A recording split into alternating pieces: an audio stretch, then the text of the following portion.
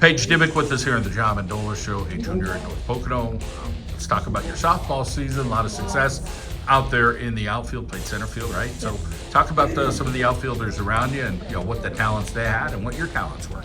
Yeah, I mean, right fielder Ava Riccioli, she's obviously a freshman, but she has a lot of talent, and I have a lot of trust in her. And then Ellie Versecchio, she was in left field, she was a senior.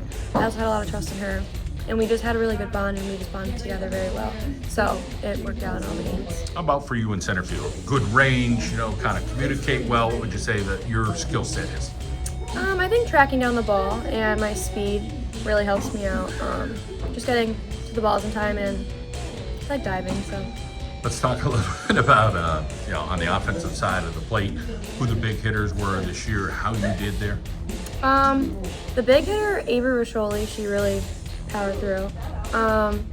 I started off very good in the beginning of the season, and then towards the end I kind of struggled, but my coach and I really worked on hitting, and we got back on track. Some of that part becomes mental, whether it's a baseball player, softball, but whatever it is. But talk about trying to overcome some of that and just trying, okay, hey, I'm going to focus on this between now and next year. And already you're probably working towards next year, according to the coach. So what are some things that you're focused on for next season for yourself? Next season, my coach and I were already working on hitting and getting back on track with that. And then for fielding, working on getting to the fence more and hopefully robbing home runs and stuff like that. Let's talk about Coach Moralia's approach to the game.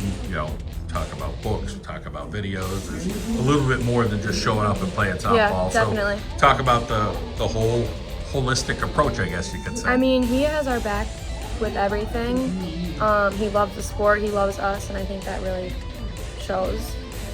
Without him, we really couldn't do what we did because he puts everything in with us, and it really does matter to us. Friendships, let's talk about the friendships here. It seems like everybody... There's a lot, yeah. We all get along very pretty good well. bond, heading over, Sally's house or going over there to eat.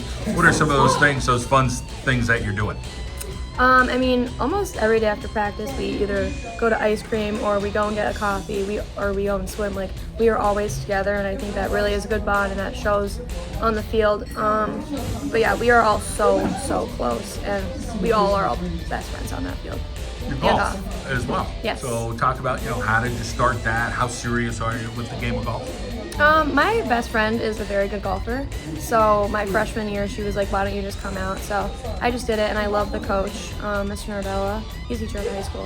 He's my coach, and I'm not too serious about it. Softball is obviously my serious sport, but golf is just kind of fun and just nice weather, and you get out on the course. Yeah, beautiful scenery. Yep. Let's talk about your family and, tell us all those important people that help you make good decisions. Yeah, my mom and dad, obviously, they're my biggest support system. My brother, he grew up playing baseball, so that's kind of how I got into playing softball, because I traveled with him for travel ball. He's playing at ESU right now, so I still get to go and watch him. What a year for them. Yeah, they had a really good year. My grandma, she comes to all the games, so yeah, it's really nice having such a big support system. How about trying to help some of these younger players? I mean, there's such a huge freshman class and a lot of talented players.